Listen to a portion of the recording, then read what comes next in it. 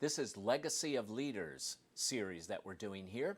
And I'm very excited today to talk with Ken Mulzet from Palm Coast Publishing.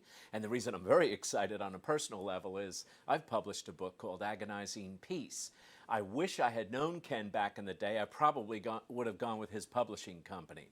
But Ken, tell us a little bit about you, why you got into publishing. And Well, first of all, by trade, I'm not originally a publisher or an author. I'm a professor. And so I've been teaching mathematics for well over 20 years, and most recently at Florida State College at Jacksonville for the last 20 years. When I started with FSCJ, I started doing writing kind of as a hobby, but also to make new material and for the students available and explain things in different ways than I saw at the time.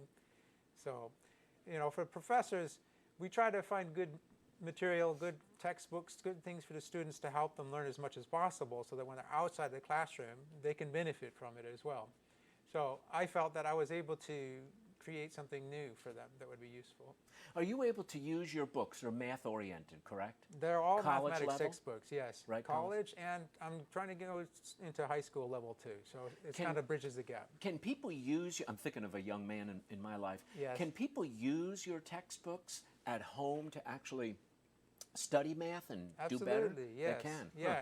In fact, that was kind of the main reason or main drive for me to write the textbooks, is to make it more readable for the students so that they could actually look and see, because I found that most of the time with textbooks, students don't read the textbooks. They do the minimal amount and rely on the professor, rely on their colleagues or whatever in their notes, and then just do the homework problems. So if you could provide more information in a more readable format for the students, that would be helpful.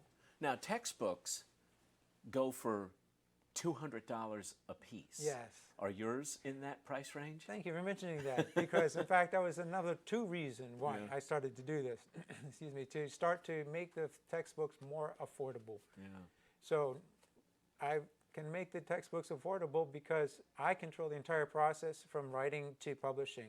And furthermore, I work together. If I have a teacher or professor interested in using my textbooks, I can adapt the material as they need. And as I said, the price is much more attainable than, as you said, these textbooks now with the major publishing companies can be in excess of $300. Yeah. So do you do what I think they call a POD, print on demand? I can, Is that what you yes, do? absolutely. So you can change the inside of the book to fit an algebra teacher on the high school level, that sort of thing. Yes. Wow. Or a student that's at home.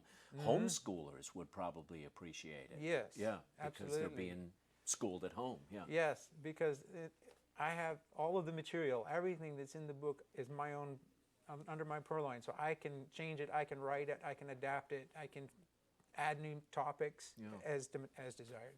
Ken, tell me why you think you use your own books in your classes that you teach as a professor.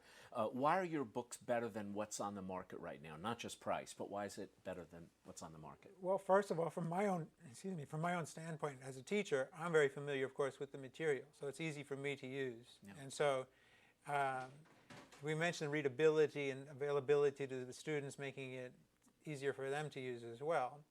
And when they ask me questions, they contact me directly, then we're speaking the same language already. We're literally on the same page. That's very interesting. Okay, so this series is called Legacy of Leaders. So in order for you to form your own company, which is the publishing company, and then write books, and then publish them, and then publish them on demand, it takes a lot of work. What advice would you give to somebody that is starting their own company as a leader? Keep your eye on the finish line, or what your goal is, what's your reason for creating the company, or what are you trying to, accomplish. But also at the same time, be flexible, because sometimes you might have a direct idea towards the solution, and there are other ways to get there as well. That's good. That's very good advice. Now, this is more on a personal level. Your accent is not Floridian. You've got to tell me what that accent is. You know, I like to travel a lot, John. Okay. I've traveled all over the world, in Australia, Europe, and here and there.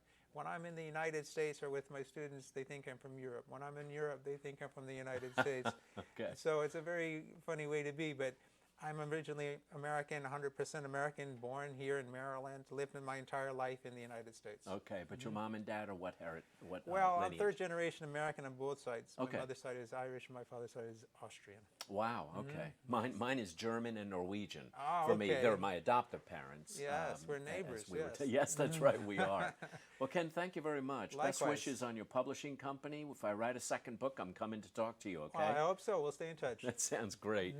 Thank you, everybody, for being here. This is The Legacy of Leaders. We had the privilege of talking to Ken Mulzet, and we had a great time with him. So have a great day.